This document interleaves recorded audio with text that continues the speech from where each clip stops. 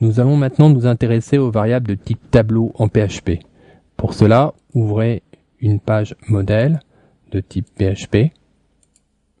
Placez-vous entre les deux balises. Les variables de type tableau permettent d'enregistrer des séries de valeurs. Pour illustrer mes propos, nous pourrions enregistrer sous le même nom toutes les notes d'une classe. La variable s'appellerait à ce moment-là classe et nous aurions autant d'éléments qu'il y a de notes qui, elles, pourraient être accessibles via un indice. Ce premier type de variable de tableau s'appelle des tableaux indicés.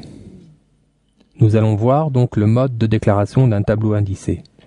Donc nous allons prendre comme nom notre exemple, à savoir note. Nous allons enregistrer donc note au pluriel puisqu'il y en a plusieurs. Ce sera le nom du tableau, note. La syntaxe des variables de type tableau en PHP est la suivante. Nous avons le nom de la variable, précédé évidemment du $, puis nous avons des crochets ouvrants, un crochet fermant, et nous allons mettre entre ces deux crochets l'indice qui correspond à l'élément du tableau. Il faut savoir que en PHP, comme dans la majorité des programmes informatiques, l'indice commence à 0. Nous avons ici donc représenté le premier élément du tableau note. Si nous lui affectons une note, donc une valeur numérique, puisqu'elle n'est pas encadrée par des doubles cotes, une note de 15 par exemple, à ce moment-là, le tableau va être créé et le premier élément sera initialisé à 15. Continuons la création de notre tableau en saisissant d'autres notes. Nous allons par exemple saisir l'élément 1, nous allons lui affecter une autre note qui sera 13. L'élément 2, nous allons mettre cette fois une très bonne note 19. L'élément 3, nous avons donc ainsi 4 éléments différents. Nous allons lui affecter la valeur 11. Dans notre tableau, si nous exécutons maintenant le programme, ces informations vont être enregistrées dans le tableau. Cependant, nous ne pourrons pas les visualiser dans la page. Pour cela, il est judicieux d'utiliser une instruction, ou une fonction spécifique qui s'appelle print_r. Cette fonction spécifique est dédiée au tableau et permet d'afficher le contenu du tableau sans avoir à lister tous ces éléments. Donc nous allons l'appliquer à notre tableau de sorte à faire notre premier test. Nous allons maintenant enregistrer notre page dans le répertoire syntaxe. Nous allons l'appeler tableau indicé. Voilà. Et nous allons commencer à le tester en basculant dans le navigateur.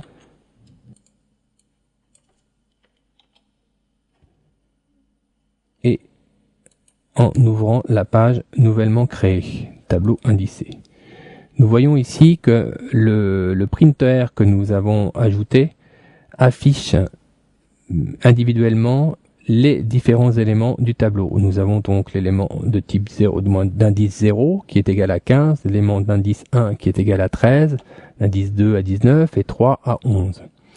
Cette représentation sera exclusivement utilisée pour la mise au point des programmes. Nous verrons par la suite qu'il existe d'autres systèmes qui permettent d'exploiter le contenu d'un tableau dans le cadre de programmes de production, programmes finaux.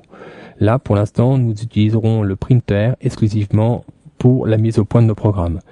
Cette mise au point, cette représentation du contenu du tableau peut paraître claire dans la mesure où notre tableau n'est pas très grand. Cependant, si le tableau prend de l'embonpoint, il peut s'avérer un peu confus. Pour cela, nous allons revenir dans le code et nous allons modifier ce printer en lui associant une balise HTML qui est d'ailleurs dépréciée maintenant, qui s'appelle la balise pré.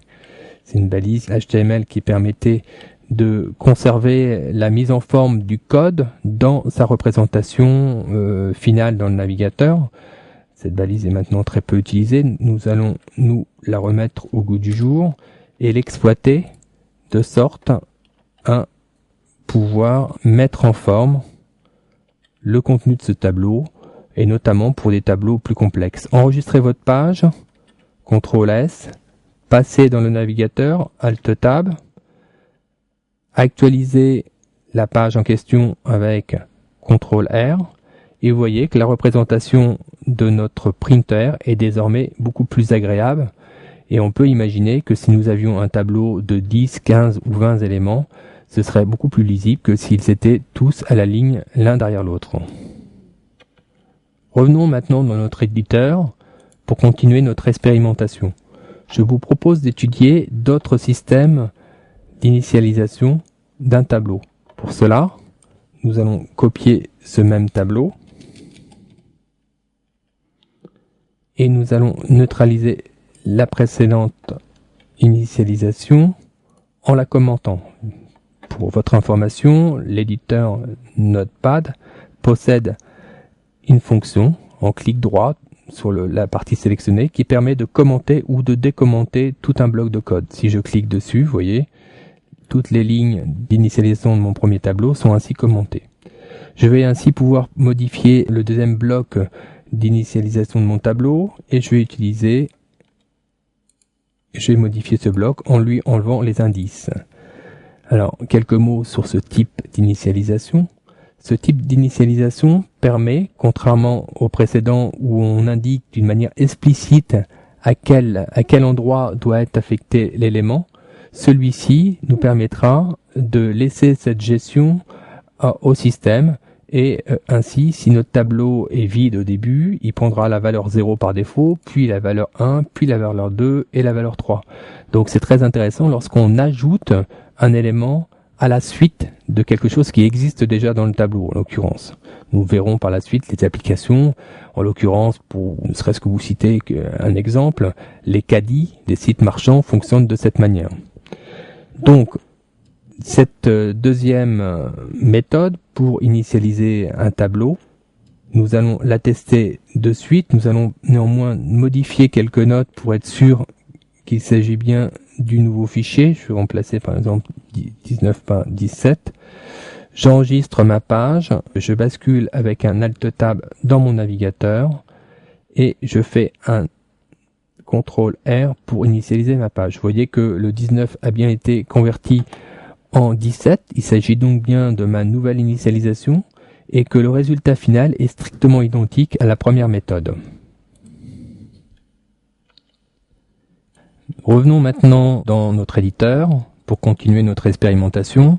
Nous allons aborder maintenant une troisième méthode d'initialisation du tableau et nous allons exploiter cette fois la fonction area qui permet d'initialiser un tableau sur une seule ligne. Nous allons indiquer maintenant les différentes valeurs. Nous allons attribuer de nouvelles notes à ces 4 éléments. Nous allons prendre des notes différentes de sorte à voir la différence lors de nos tests. Voilà. Le tout clôturé par un point-virgule. Nous allons commenter le premier bloc pour qu'il ne perturbe pas nos essais. Voilà. Et enregistrer notre page pour voir le résultat. Donc CTRL S, basculer dans le navigateur avec Alt Tab. De nouveau dans le navigateur, faites un CTRL R. Et nous voyons que maintenant, il s'agit bien des nouvelles valeurs qui ont pris place dans le tableau, comme nous l'avons demandé dans cette ligne d'initialisation. Alors revenons un petit peu sur l'intérêt de cette ligne d'initialisation. Elle est, comme vous pouvez le voir, beaucoup plus compacte et permet en fin de compte d'initialiser des séries très rapidement d'informations. Imaginez par exemple les jours d'une semaine. Si vous désirez convertir des jours de semaine en anglais ou en français, on pourra très bien imaginer qu'il y ait 2 tableaux, l'un en français et l'autre en anglais, et il suffirait de substituer le nom de la variable pour basculer en français ou en anglais. Donc nous verrons par la suite d'autres applications concernant ce type d'initialisation. Nous en avons fini avec les différents moyens de déclaration des tableaux indicés. Rappelons, avant de passer au tableau associatif, que les tableaux indicés sont très intéressants lorsqu'on doit parcourir tous les éléments d'un tableau à l'aide d'une boucle. puisqu'il suffit de substituer l'indice par un compteur, et nous aurons l'occasion d'aborder cette application par la suite lorsque nous verrons les boucles. L'inconvénient, évidemment, pour ce type de tableau, c'est qu'il faut connaître l'indice pour trouver la valeur correspondant à l'élément. Nous allons donc maintenant nous intéresser à un autre type de tableau qui n'a pas cet inconvénient, puisque nous allons plus parler d'indice mais de clé, et que la clé donc sera par exemple le nom de la personne. On peut très bien imaginer que pour notre application, nous puissions attribuer des noms de personnes. Donc je vais reprendre la structure du tableau que je vais décommenter tout de suite. Je vais commenter celle-ci par contre. Et voilà, nous allons donc convertir ce tableau en tableau associatif. Et pour cela, il suffit de substituer l'indice par le nom d'une personne. On va appeler par exemple le premier Jean. Évidemment, comme il s'agit de nom, il ne faut pas oublier d'encadrer le texte par des simples cotes. Alain, Anne et Claire.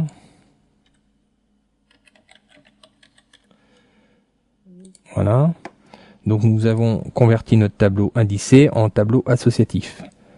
Donc nous allons tester de la même manière cela dans notre page. CTRL S pour enregistrer la page, Alt Tab pour basculer sur notre navigateur et CTRL R pour actualiser la page. Nous voyons que maintenant les indices sont remplacés par les clés et que les valeurs attribuées sont bien celles que nous venons d'attribuer à notre nouveau tableau. Nous allons continuer notre expérimentation en revenant dans l'éditeur.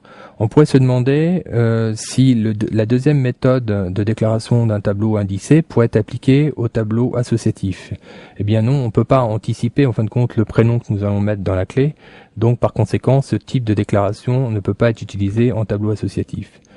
Par contre, le troisième type, ici, lui, peut être adapté au tableau associatif. Donc je vais commenter mon bloc pour pas qu'il perturbe le fonctionnement de mon expérimentation. Et pour cela, il suffit de modifier un petit peu le contenu de la fonction des parenthèses de la fonction area en associant la clé, à savoir le prénom de chaque personne, et de lier la valeur avec deux symboles, le signe égal et le signe supérieur qui constitue donc une flèche d'attribution. Nous allons renouveler donc cette opération pour chaque valeur. Voilà. Et nous allons personnaliser chacun des noms en reprenant celui que nous avions indiqué précédemment.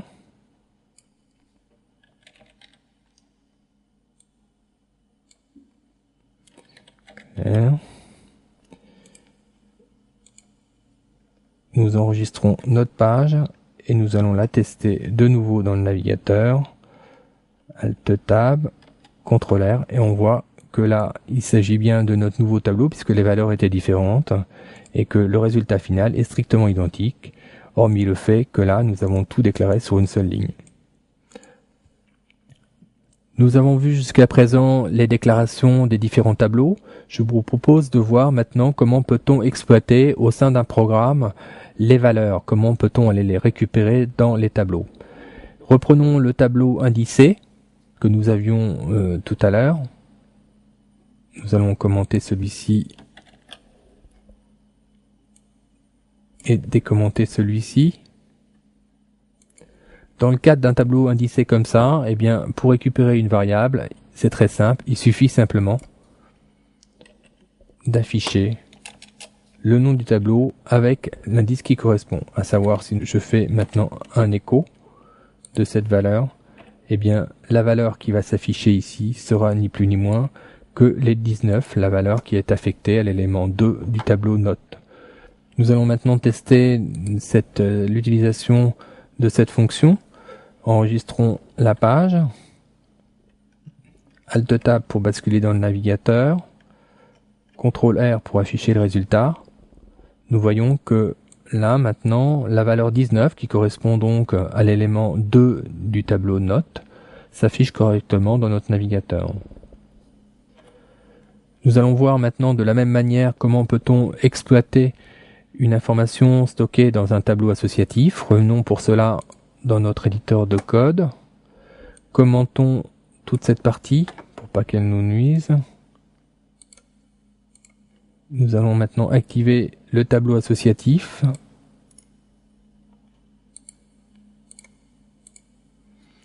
Et nous allons nous fixer comme objectif d'aller voir la note d'Alain. Pour cela, vous l'avez compris, il suffit d'afficher la variable note avec comme clé Alain pour que celle-ci s'affiche dans le navigateur. Nous allons tester cela tout de suite. CTRL S, Alt Tab, CTRL R. Vous voyez que la note d'Alain qui est égale à 13 s'affiche désormais dans le navigateur.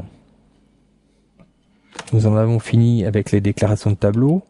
Nous pouvons faire un rapide comparatif des tableaux indicés et associatifs. Nous avons vu que les tableaux indicés étaient très intéressants pour être parcourus par des boucles.